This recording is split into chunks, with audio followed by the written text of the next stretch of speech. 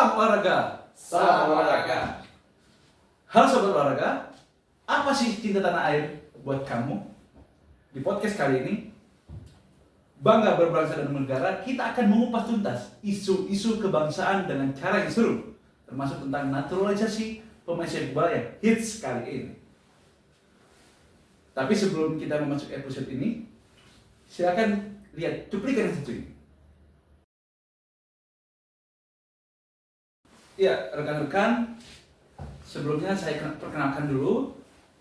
Ya, sebelah kanan saya ada tim pro yang komposisinya ada Mas Rivaldo dan Mas Arifin. Dan sebelah kiri saya ada tim kontra yang komposisinya adalah Mas Albert dan Mas Irfan. Ya, guys, nih. Belakangan ini kita melihat ya, Pak Erick Thohir selaku Ketua Umum PSSI melakukan naturalisasi pemain sepak bola dalam rangka menyambut Piala Dunia 2026. Nah, gimana sih naturalisasi ini bisa bikin kita bangga sebagai bangsa Indonesia? Aku mau tanya dulu kepada tim pro nih. Boleh. Ya, bicara tentang naturalisasi ya, tentunya naturalisasi itu hal yang tidak dilarang bagi negara kita, ya kan? Sepakat semuanya itu. Apalagi naturalisasinya ini dengan tujuan untuk meningkatkan kualitas atau meningkatkan ranking persepak bolaan Indonesia di FIFA gitu. Tentunya kita sudah melihat semuanya bahwasanya sepak bola Indonesia setelah adanya naturalisasi ini meningkat rankingnya. Kemudian juga bisa masuk ke final, bisa juga Piala Asia. Lalu kalau misalkan hal ini dipertanyakan bikin bangga atau enggak, tentunya sangat membuat bangga.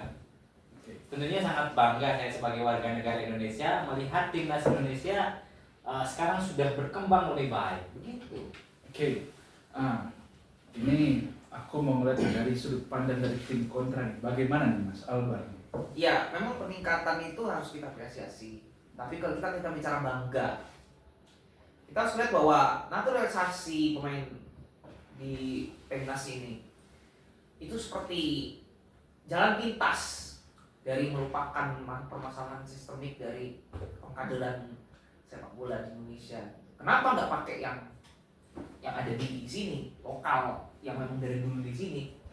Berarti kan kalau misalnya untuk meningkatkan skor itu kita harus naturalisasi, berarti seolah-olah kita tidak bangga. Ya, tidak Tidak bangga bangga dengan produk kita sendiri. Ya, bangga dengan produk kita sendiri.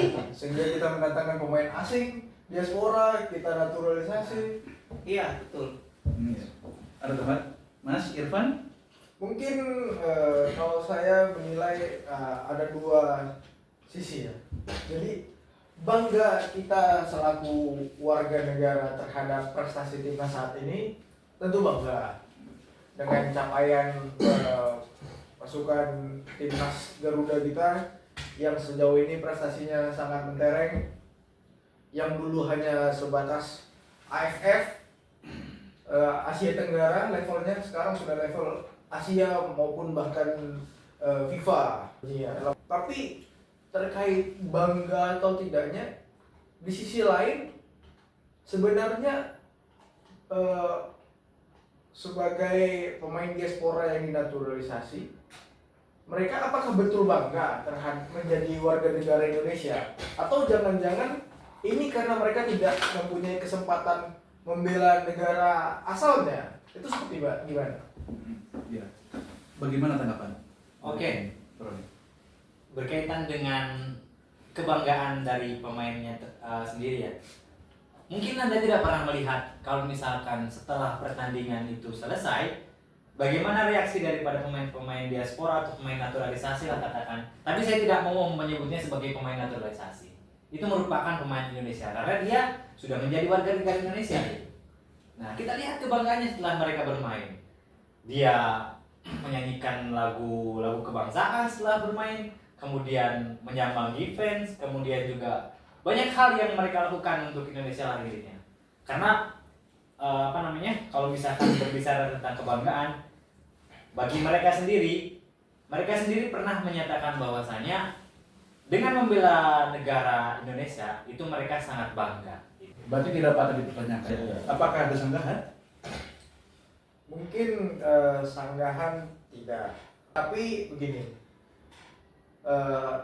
dalam artian jalan pintas naturalisasi ini tidak boleh selalu berlanjut di kemudian hari. Tentunya kita harus mulai dari pendidikan kepada usia dini, seperti PSSI selaku penyelenggara bisa menyediakan sarana prasarana untuk latihan, lapangan bola mungkin, pelatihan mungkin sekolah sepak bola di daerah-daerah terpencil, dan tentunya kompetisi yang berkelanjutan. Ketika mereka sudah dewasa, kita tidak butuh lagi pemain naturalisasi dari negara lain.